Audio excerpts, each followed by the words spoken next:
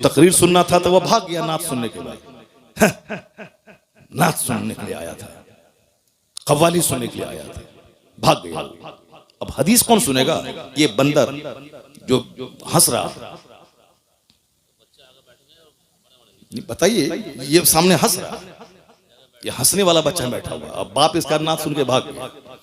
अब सुबह उठेगा, कल कोदाल पसनी लेगा और कमाने के लिए दिन भर चला जाएगा, दिन भर मारे मारे फिरेगा और 2 रुपया कमाएगा, बोलेगा हमसे बड़ा कोई नहीं। एक छोटा सा घर बना लेगा, बोलेगा हमसे बड़ा कोई नहीं। एक छोटी सी स्विफ्ट खरीद लेगा, बोलेगा हमसे बड़ा कोई नहीं। लता मंगेशकर के पास करोड़ों की कार थी, खरबों का बंगला उसका बंबई में मौजूद है, लेकिन वह बोली थी मन नहीं लगता है दिल दुनिया में। I like to leave this world, मैं इस दुनिया को छोड़ना चाहती हूँ। द टाइम्स ऑफ इंडिया अखबार में उसकी इंटरव्यू छपा था उसका, और उसमें वो बोलती कितना गाने सुनूं, कितने अपने घर के सरो सामान को देखूं, सजाऊं, उलट पुलट करूं, ये फूल का गमला उधर, उसका गमला इधर, दिन भर क्या करूं, पैसों की कोई तो है नहीं, करोड़ों के जेवर, कभी अमेरिका, कभी यूरोप, कभी नॉर्वे, कभी फ्रांस, कभी जर्मनी, कभी कनाडा, कभी थाईलैंड की राजधानी बैंकॉक, कभी मलेशिया, कभी इंडोनेशिया, कहाँ नहीं घूमी वो औरत। बुलबुले हिंद कहलाती थी, लेकिन वो बोली कि जिंदगी में अब मजा नहीं है, मैं मरना चाहती हूँ। चार्ली चैपलिन, जिंदगी में मजा नहीं है, अब मैं रोना चाहता हूँ। और तुम स्विफ्ट, गुटखा और सिगरेट और छोटा सा बगैर प्लास्टर के घर लेकर के तुम मजा लेना चाहते हो, कैसे मजा मिलेगा? वहां खरबों में खेलने वाला तो मरना चाहता है, वहां खरबों में खेलने वाली मरना चाहती है। तो अब तुम्हारा अकीदा रोशन हो रहा है, तुम्हारे कुरान का पैगाम सर चढ़ के बोल रहा है। क्या बोल रहा है कि दुनिया ने तो सोचा था फैक्ट्री डालूंगा मजा मिल जाएगा, बंबई में घर खोद बनाऊंगा मजा मिल जाएगा, लंदन घूमूंगा मजा मिल जाएगा। अरे अल्लाह ने मजा लंदन घूमने में रखा ही नहीं है, न सोफा में, न गद्दा में, न इनोवा में, न फॉर्चूनर में, न जागवार कंपनी की 10 करोड़ की कार में, न बंबई के 100 मंजिला मकान में, न बुर्ज खलीफा दुबई में, न अमेरिका के साथ व्हाइट हाउस में। तो सुकून है कहां? इंजीनियर जहर खा के मर रहा है, वो डॉक्टर कलकत्ता का देखा, अब वो जेल में सड़ेगा, फांसी की सजा उसको होगी। अरबों में खेलने वाला, मगर वही ख्वाहिशात की गुलामी ने तबाह किया। पता ये चला कि सुकून न डॉक्टर बनने में है, न इंजीनियर बनने में है, न अमेरिका घूमने में है, न मकान बनाने में है, न 50 कपड़ा डेली चेंज करने में है। तो सुकून है कहां? अल्लाह अला बिज़िक्रिल्लाह तत्मइन्नुल कुलूब। कुरान कहता जान ले जहां इबादत है वहां सुकून है, जहां जिक्र है वहां सुकून है। ये दिलों को सुकून अल्लाह की याद ही में मिल सकता है। नारे तकबीर, नारे रिसालत, मसलके आला हजरत, सुभान अल्लाह, सुभान अल्लाह। अला बिज़िक्रिल्लाह तत्मइन्नुल कुलूब। आज सबको दिल की बीमारी लगी हुई है। क्यों? इस दिल में अल्लाह की याद के अलावा सब कुछ है। इस दिल में बीवी है, बच्चा है, शादी है, बियाह है, इस दिल में सब कुछ है। अल्लाह ही नहीं, जो हमारा हकीकी मालिक, हमारा खालिक, हमें मारने वाला, हयात देने वाला, जन्नत देने वाला, रोजी देने वाला है, वो अल्लाह की मोहब्बत ही दिल में नहीं। मर्द को रहना चाहिए जलसे में, तो वहां वो बैठी हुई है, वो सब बताइए। जिसको गप करने से फुर्सत नहीं है, वो बैठी हुई, वो भी बोलती है कि फला शायर को बुलाइए और उस शायर को ये बोलो कि फला नात पढ़े। एक औरत आप लोगों से बोली, मौलाना साहब आ रहे हैं, इनकी तकरीर हम सुनते हैं नेट में, और उनको बोलिए कि वो हदीस पाक पढ़े जो वहां पढ़े थे। किसी को बोला? नहीं बोला। लेकिन वो उसमें से बहुत सारी हैं जो आपको बोली होगी। बोले कि मैं हुजूर आपको देखना चाहता हूँ, ये कलाम पढ़वाइएगा। ये उनको बोलना, हुजूर मैं आपको देखना चाहता हूँ, हुजूर मैं मदीना जाना चाहता हूँ, हुजूर ये उसको बोलिएगा कि वो जो है फला शेर पढ़े, फला नात पढ़े। बताइए, हदीस के बारे में कोई सवाल नहीं, कुरान शरीफ की आयतों के बारे में कोई फरमाइश नहीं है, वो नात के बारे में फरमाइश है। तो ये नात सुनने वाली तो यहाँ बैठी हुई क्यों है? जाओ घर जाओ। जब तुमको तकरीर ही नहीं सुनना है तो नात सुन करके जाओ घर जाओ। जब बैठी है तो गौर से सुनो। बात क्यों कर रही हो? अपनी तकरीर में मस्त है, अपनी तकरीर में मस्त है, अपने गप करने में लगी हुई है, अपने गप करने में लगी हुई है। गौर से सुनो, तकरीर सुनो, कुरान सुनो, हदीस सुनो, और अगर एक औरत पढ़ लिख ली, गांधी जी ने तो आज कहा था, give me a good mother I will give you good society. तुम मुझे एक अच्छी माँ दे दो, मैं तुझे एक अच्छा समाज दे दूंगा। क्योंकि माँ की गोद में समाज पलता है। गांधी जी ने आज कहा था, मगर मेरे पैगंबर ने 1400 साल पहले कहा था, तलबुल इल्म फरीज़तुन अला कुल्ले मुस्लिमी व मुस्लिमा। हर मुसलमान मर्द और औरत पे इल्म हासिल करना फर्ज है। औरत अगर इल्म हासिल कर ली तो माँ की गोद बच्चों का पहला स्कूल। बाप चाहे जहां रहे, जिस माँ की जबान नफीस होगी उसके बच्चों की जबान भी नफीस होगी। और अगर कोई बच्चा खसीला हो, बच्चा जिद्दी हो, बच्चा बदअखलाक हो, तो समझ लें कि उसमें 50 नहीं 90% हाथ उसकी माँ का होता है। अगर बच्चे की जबान अगर गलत है तो माँ का रोल है। इसको सिर्फ सजने संवरने और साहब शादी ब्याह के दिन नया जेवर का मुतालबा करने से फुर्सत ही नहीं है। इसको क्या बच्चों की तरबियत करेगी? बच्चे कैसे बोले, बच्चे कैसे पढ़े? शहर में एक अच्छी औरत का बच्चा वो कभी नहीं बोलता है कि आसान हो रहा, वो कभी नहीं बोलेगा कि दाल बहुत पतला है, नहीं बोलेगा। क्योंकि माँ कभी नहीं बोलती है कि अजान हो रहा है, माँ हमेशा कहती है अजान हो रही है। माँ हमेशा बोलती है कि दाल पतली है, रोटी अच्छी है, चावल अच्छा नहीं है। तो अब माँ की बात को बच्चा माँ की गोद से सुन कर अनकॉन्शियस लाशऊर में उसको स्टोर करता है। और जब उसकी जबान पे बोली खुलती है तो वही बोली निकलती है जो माँ से सुन करके यहाँ अनकॉन्शियस में था, वही वहां से निकलते हुए शऊर की जबान पे वही जुमले आ जाते हैं। इसलिए शादी ब्याह में कार मोटर कार देखने वाला अच्छी बीवी का सिलेक्शन करो, दौलत को तलाक दे दो, सिर्फ अच्छी औरत चाहिए जिसकी जबान अच्छी, जिसका अखलाक अच्छा हो, जिसका किरदार अच्छा हो, जिसका वेशभूषा अच्छा हो, जो अपनी जिंदगी को 10 मर्दों की गोद में झुलाने वाली ना हो, जो अपनी जीवन अपनी जिंदगी की सुरक्षा करने वाली हो, जिनका आंख शौहर की अमानत, जिसकी जबान शौहर की अमानत, जिसका जिस्म शौहर की अमानत, और अपने बच्चों को पालने की खातिर अपनी जिंदगी की हिफाजत करे। अगर दागदार जमीन होगी कभी अच्छी फसल नहीं पैदा होगी, और जो जमीन जरखेज होगी जबरदस्त फसल पैदा करेगी। ये माँ है, माँ का पेट जमीन का काम करता है, बाप उसमें बीज डालता है। अगर बीज नाकारा हो तो भी फसल नाकारा, और जमीन अगर जली हुई सड़ी हुई गंदी और साहब बंजर जमीन हो, उससे कभी कोई अच्छी फसल की उम्मीद नहीं कर सकता है। क्योंकि दुनिया का सारा काम एक सिस्टम से होता है। गौर से सुनना, भले ही बात छिड़ गई है मैं इसको मुकम्मल कर देता हूँ, उसके बाद फिर मैं अपनी तमहीद पे लौट के आता हूँ। उसके बाद अगर मौका मिलता है तो तकरीर करता हूँ, अगर मौका नहीं मिलेगा तो फिर दूसरी बार आएंगे तब तकरीर करेंगे। लेकिन पहले इस टॉपिक को सुन लो, जो बात छिड़ गई है। मेरी माँ बहन भी गौर से सुन ले, गौर से सुने मेरी बात, और इसको हवाई बात समझ करके ना बल्कि दिल में जगह दे रहे, उसको अपनी जिंदगी में उतारने की कोशिश करे। और समझ लें कि तकरीर नाचने का नाम नहीं है, तकरीर हाथ नचाने का नाम नहीं है, तकरीर कुर्सी तोड़ने का नाम नहीं है।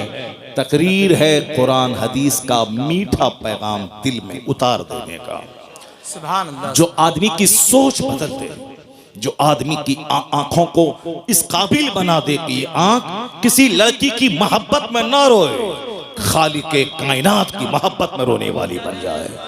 ये आंख दुनिया की मोहब्बत में ना रोए, मुस्तफा की मोहब्बत में रोने वाली बन जाए। ये जबान गाने के लिए ना हो बल्कि जबान अल्लाह रसूल के जिक्र के लिए वक्फ हो जाए। तकरीर वो है जो हमारे दिल की दुनिया बदल दे, जो हमारी सोच बदल दे, जो हमारे जीने हमारी जिंदगी में यू टर्न ले आए। जा रहा था पूरब की तरफ, सोचता था काबा पहुंच जाऊंगा, लेकिन पूरब जाने वाला कहीं काबा पहुंचता है। तू बकाबा न रसी ए एराबी की रह के मी रबी बतुर्किस्तान अस, ए एराबी तू काबा तक नहीं पहुंच पाएगा, क्योंकि जो रास्ता तुमने चुना है ये रास्ता काबा का नहीं, ये रास्ता तुर्किस्तान का है। हम लोग जिस हाल में जी रहे हैं, ये रास्ता खुदा की रहमतों को अपनी तरफ मुतवज्जह करने का रास्ता नहीं है। ये रास्ता है अल्लाह के अजाब को दावत देने का। ये रास्ता है मुस्तफ़ा की नाराजगी के मोल लेने का। ये रास्ता है औलिया और सालिहीन की रूहों के रूठ जाने का। ये रास्ता है अपने घर को तबाह बर्बाद करने का। ये रास्ता है आने वाली नस्लों को मलिया मेट करने का रास्ता है। रास्ता वही है बमुस्तफा बरसा खेशरा के दीन हमा उस गर बबू न रसीदी तमाम बुलह। डॉक्टर इकबाल ने कहा था, अपने आप को नबी के कदमों में डाल दे, वही सारा दीन है। जो वहां तक नहीं पहुंच पाया उसमें और अबू लहब में कोई फर्क नहीं है।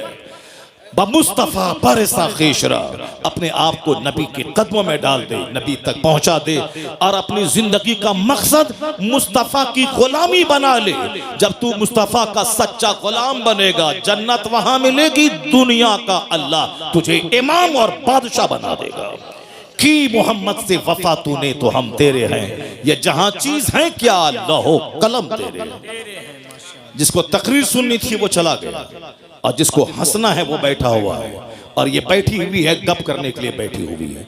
चुपचाप खामोशी जबान का ताला, जबान पे खामोशी का ताला लगा ले और मेरी बात गौर से सुन ले। और तुम अच्छी बनेगी, तेरे शौहर भी नेक बन जाएगा। और तुम अच्छी बनी, तेरा बच्चा तो वली और कुतुब पैदा हो जाएगा। तुम घबराती है कि मेरा बेटा मुझको मारता है, मेरा बेटा मुझको मारता है। तेरा बेटा तुझे मारेगा नहीं, तेरा बेटा तेरे पाँव को धो के पिएगा। अगर तुम अच्छी माँ बन गई तो तेरा बेटा तेरे पाँव को चूमेगा, बोलेगा यहाँ चूमने से जन्नत की खुशबू आती है। अगर तुम बच्चों को बता दे कि मुस्तफ़ा क्या है, मुस्तफ़ा की तालीमात क्या है। और ऐसा नहीं होता कि पीर साहब आए हैं तेल से फुकवा दो, जरा पानी फुकवा दो पीर साहब से, हमारा बेटा अच्छा हो जाएगा। पानी से फूकने से बेटा अच्छा होता है, तेल फूकने से बेटा अच्छा होता है।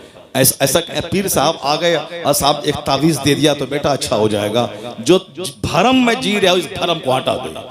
पीर का मतलब होता है खुदा का रास्ता दिखाने वाला। पीर का मतलब है मुस्तफ़ा से जोड़ने वाला।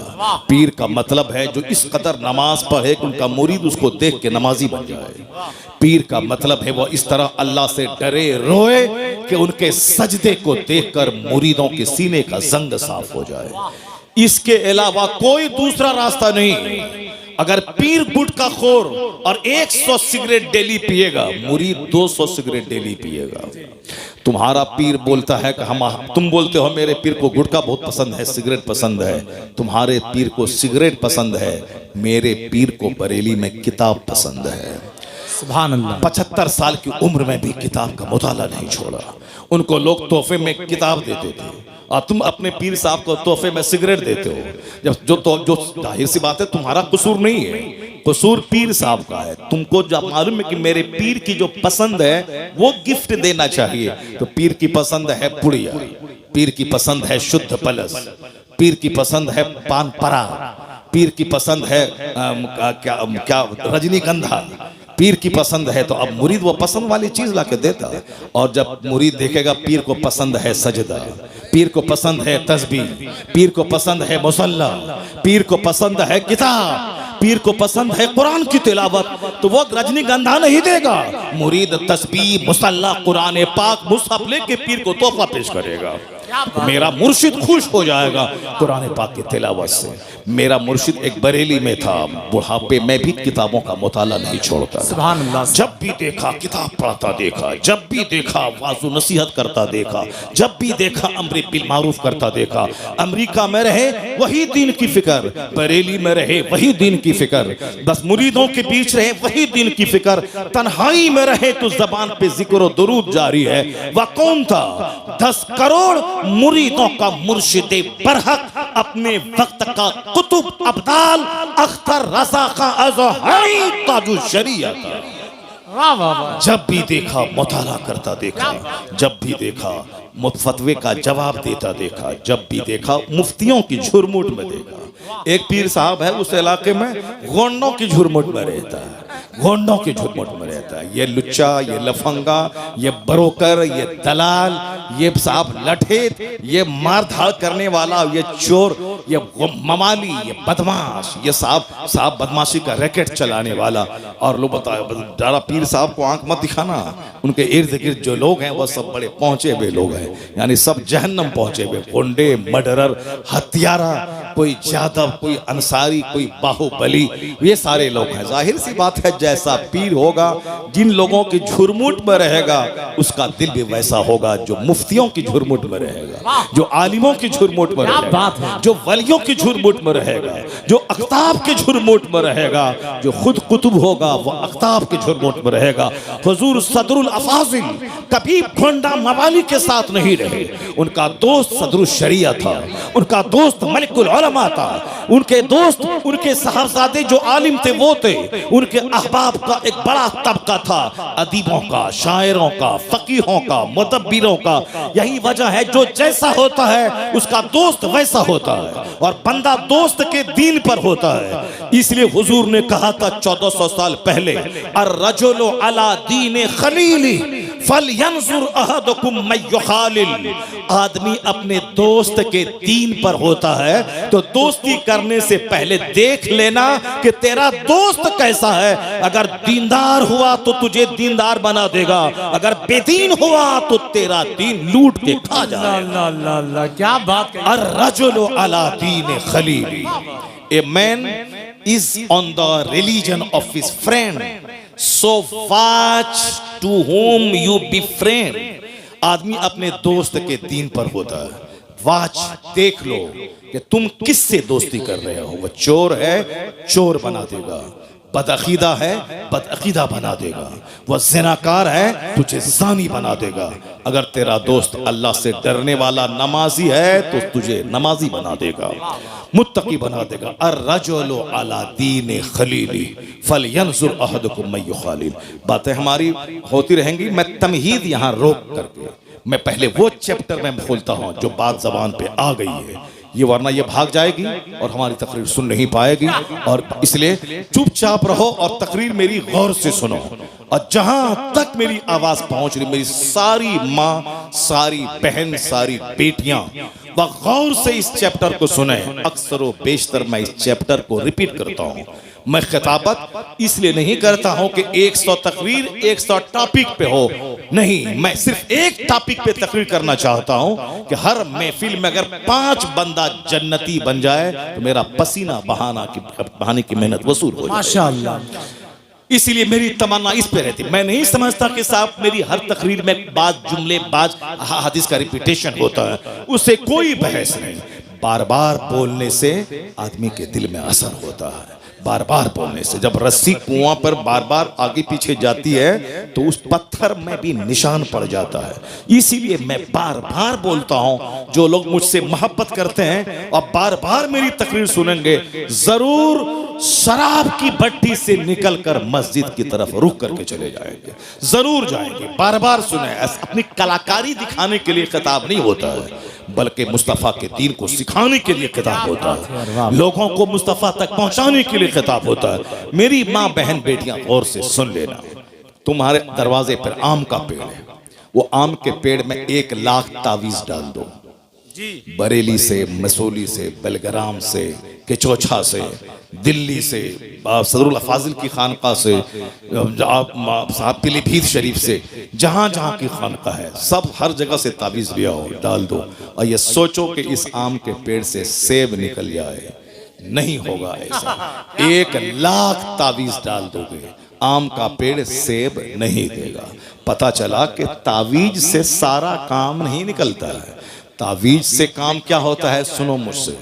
आम का पेड़ है, आम के पेड़ को मैंने बच्चों से बचाया, जानवर से बचाया, वक्त वक्त पे पानी दिया, खाद दिया, अब वो बड़ा मैच्योर हो गया, अब बकरी का खतरा नहीं रहा, अब वो आम फल देने वाला बन गया। तो अब आम का फल खट्टा ना हो जाए, तुर्श ना हो जाए, सड़ा हुआ ना पैदा हो, हजरत से एक तावीज लिया, डाल दिया कि सेब नहीं, आम ही फले मगर मीठा फल जाए, आम ही फले मगर मीठा आम फल जाए। चूंकि ये नेचर के मुताबिक है कि दरख्त लगाया है आम का और उसमें सारी मैंने मेहनतें की हैं, बस तावीज का थोड़ा सा असर हो जाए कि अच्छा आम उससे पैदा हो जाए, ये है तावीज का असर। ऐसा नहीं है कि आम के पेड़ से लीची निकल जाए तावीज से, आम के पेड़ से सेब निकल जाए, नहीं होता है। जैसा दरख्त वैसा फल, जैसी जमीन वैसी फसल, और जैसी माँ वैसी औलाद, जैसा बाप जैसा बीज वैसा बच्चा। इसलिए माँ बाप के औलाद अगर नाफरमान हो गई तो वह समझ लें कि 100% हमारा कसूर है। अगर माँ बाप को सताने वाले बच्चे पैदा हो गए तो वह दूसरों के सर पे मत बढ़े कि तुम्हारी वजह से ऐसा हो गया। वह तो कमजोर लोग होते हैं जो अपनी गलती नहीं मानते, वह दूसरों के सर पे मढ़ देते हैं। जैसे बच्चा कमजोरों की जमात है, ये कभी एक्सेप्ट नहीं करेगा हमसे गलती हो गई, ये हमेशा अपने साथी को बोलेगा इस बच्चे ने ऐसा किया है, तुमने यहाँ पत्थर फेंका, नहीं मैंने नहीं फेंका, इसने फेंका है। ये बच्चों का नेचर है, चूंकि कमजोर है। औरतों का भी नेचर वही है कि वो अगर बीमार पड़ जाए तो वो बोलती है कि शौहर तुम्हारी वजह से मैं बीमार पड़ी हूँ। उसको नज़ला जुकाम भी हो जाए तो वो हमसे कहती है तुम्हारी वजह से नज़ला हुआ है, वो तुम्हारी वजह से नज़ला हुआ है। उस यानी वो सारा अपना कसूर मानती ही नहीं, वो सारा कसूर शौहर का है। तुम ऐसा खाना क्यों बना, तुम्हारी वजह से हुआ, ये ऐसा काम क्यों खराब हो गया, तुम्हारी वजह से हो गया। अब ये शौहर बेचारा चौड़ा सीना लेके रहता है, चलो इसमें सब समा जाए, तुम्हारी जिद समा जाए, तुम्हारी तकरार समा जाए, सब समा जाए, इसीलिए इसमें सब समा जाता है, सारा काम घर का बना रहता है और घर से बाहर बात नहीं फैलती है।